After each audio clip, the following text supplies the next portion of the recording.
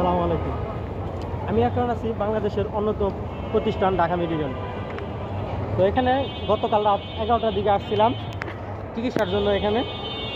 তো প্রাথমিক অবস্থায় তারা চিকিৎসা শুরু করে নাই, বলেছে প্রথমে আগে ভর্তি হতে হবে। তো আমাদের ভর্তির জন্য বলেছে পরীক্ষা পরীক্ষা করাতে হবে, তারপরে ভর্তি নিবে। তো এই ভর্তি পরীক্ষার জন্য আমাদের প্রায় 5টা-6টা পরীক্ষা করাতে হয়, যে জায়গায় আমাদের 11টা থেকে নিয়ে ভোর 5টা বেজে যায়। তারপর আমাদের পরীক্ষা কমপ্লিট হয় না। রক্ত পরীক্ষা, কিডনি পরীক্ষা, হার্টের পরীক্ষা, বিভিন্ন পরীক্ষার জন্য আমাদের সময় 5টা পর্যন্ত চলে যায়, যার কারণে আমরা ভর্তিও করাতে পারিনি এবং ভালো যে ট্রিটমেন্ট চিকিৎসা সেটা করতে পারিনি। পরবর্তীতে সকাল 9টার দিকে আমার মামা মারা যান।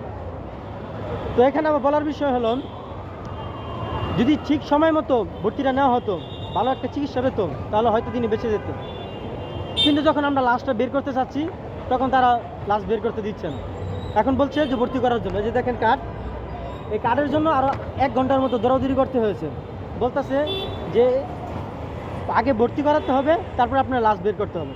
একটা মানুষ যখন জীবিত ছিল তখন তার দাম ছিল না, তখন তারা ভর্তি করান না।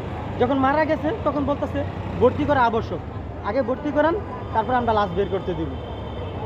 আজকে যদি ঠিকমতো এদিক থাকতো, তাহলে আশা করি সে বেঁচে যেত। শুধু এই একজনের গল্প শোনালাম, এরকম শত শত গল্প আছে প্রতিদিন এভাবে ঢাকা মেডিকেল এভাবে মারা যাচ্ছে চিকিৎসার অভাবে এবং বিভিন্ন দালালের চক্রের অভাবে। টাকা না দেওয়ার কারণে তারা ভালো মতো সুচিকিৎসা করে না, ভালো ডাক্তারের কাছে নিয়ে যাও না, ভালো বেড দেয় না, বারিন্দা শুয়ে শুয়ে দিনকাল তারা চালাচ্ছে।